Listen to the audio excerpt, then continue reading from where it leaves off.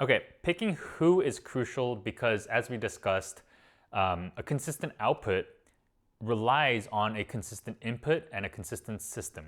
When you have a consistent input and it gets acted on consistently by the system, then you get a consistent output, which is our change. If we want to get the change we seek, then we have to have consistent inputs, which is why who we target, who we seek to serve, is so important. So here are some answers, incorrect answers of who we seek to serve. So if I asked you, hey, who is your target audience? Who do you seek to serve? These are incorrect answers. So local community, anyone who needs a dentist, people who care about their teeth or their appearance, whatever the demand is, a 10-mile radius from my office, a patient avatar exercise I have done like 3 years ago and I've never referenced. These are all incorrect answers. And this isn't a sock, this is a representation of all these answers. And this is a representation of Los Angeles in the center and a 10-mile radius. And everything here is just basically in that little circle. So the problem is, well, this used to work. This used to be the way to market. This used to be the way to target. It was demographics back in the day. And then the more advanced people would start targeting based on zip code, area, people who've moved in recently and all that sort of stuff. But the problem is this is way too diverse. Back in the day, when all I had referenced was my neighbor down the street, and so I would just keep up with whatever they got. If they got a new car, I would get a car just like them.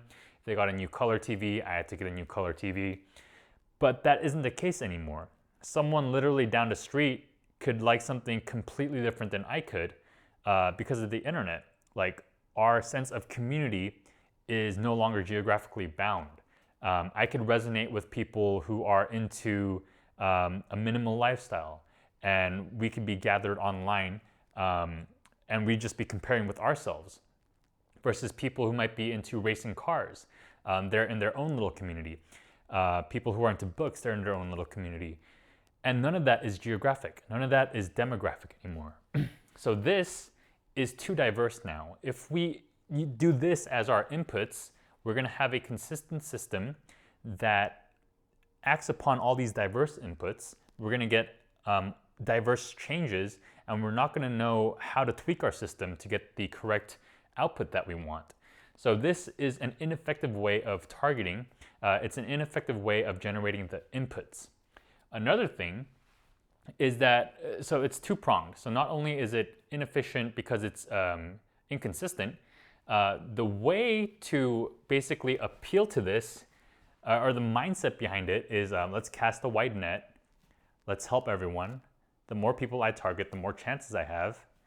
And this makes sense. If our input was wrong in the first place, if this becomes your target, then this is the approach that you have to take. You have to sort of become the average. You have to have average prices, have average services, kind of dilute what makes you unique in service of a diverse group of people. If you take the average of diversity, you get boring. So that is the result of, so this is the result, this mindset is the result of this sort of targeting.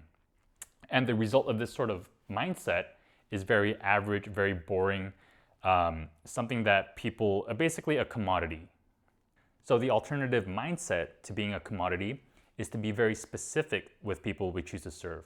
It's to actually flip this mindset. Let's cast a very narrow net. Let's not help everyone. Let's only help the people we choose to serve. Less people I target, the more chances I have. So it's completely flipping this idea of who we're targeting on its head. Once you reject the masses, that's the first step to removing yourself as a commodity.